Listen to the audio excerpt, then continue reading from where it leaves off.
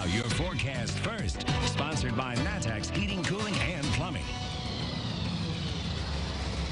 And here we are. It is our town, Gibson City, the classic car show out here. Woo! How about that? They got the cars going, and it is loud. And I'm going to try to do my weather now. It is our town, Gibson City, on a beautiful evening here on this Friday night. Not a whole lot in terms of weather issues as we go into this weekend. We're going to see lots of sunshine. Temperatures are into the lower 80s, and we're going to keep things quite comfortable tonight as the humidity is definitely under control. But that's changing this weekend. We'll talk more about that in the forecast when we come back live from our town, Gibson City. WCIA 3 News starts right now. Now on WCIA 3 News. Are businesses following the rules when it comes to COVID-19? How the governor's cracking down on those who aren't. It was at the center of controversy over a membership policy. Why the doors are now closed at this barbershop. It'll be pretty scarce. There isn't going to be very many single game tickets available. Football is scheduled to kick off at Memorial Stadium in less than a month. But will you be able to see it in person?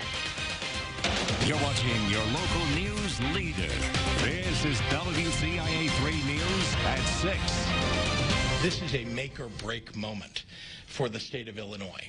The governor has released new emergency rules for the state. It lets local governments fine businesses that don't enforce masks. Good evening, I'm Jennifer Roscoe. Those rules start next week. Business owners could face nearly $3,000 fines if they don't follow them.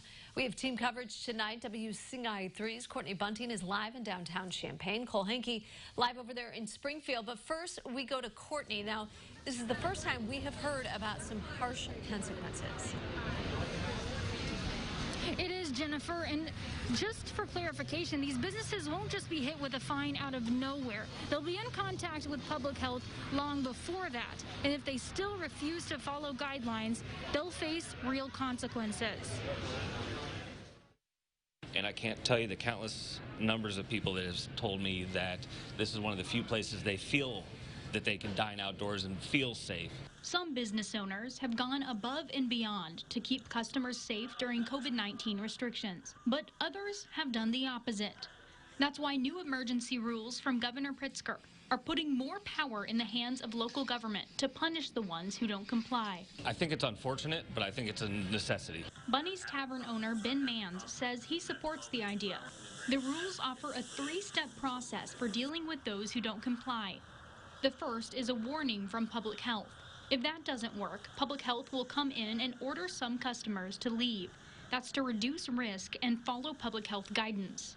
As a last resort, owners could face fines of up to $2,500. And it does give us, a little bit more jurisdiction to go in and hopefully make some change and get some compliance in businesses that are outside of the ones that we normally issue permits to.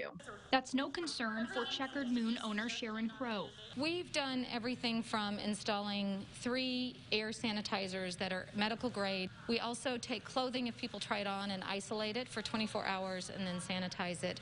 But she's happy something is in place to keep others in line. If we all do it together, we'll get through it quicker. Keeping the numbers down is just key. Now, CU public health leaders say they plan to roll out a new system either next week or the following one. They say they're still working on completing it with city and county leaders. That new system will adhere to these emergency rules in some way. Reporting live in Champaign, Courtney Bunting, WCIA 3, your local news leader. All right, Courtney, thank you so much. Now, the governor laid out the new rules this morning. He says it was to protect communities from the pandemic. We continue our team coverage with that side of the story. Cole Henke live in Springfield. Now, Cole, these new rules look a lot like the ones already in place there in the capital city. Yeah, that's right. Places like Springfield and even Sangamon County have already instituted similar 3-strike policies. The first 2 times that you're told to require masks, those are just warnings, but the 3rd time can result in a fine.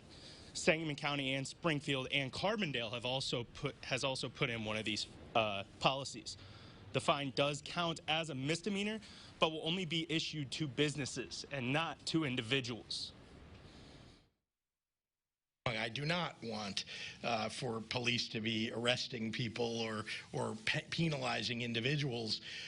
On the other hand, I've asked local authorities, including police, including local health authorities, to remind people as frequently as they possibly can that they need to follow this mask mandate.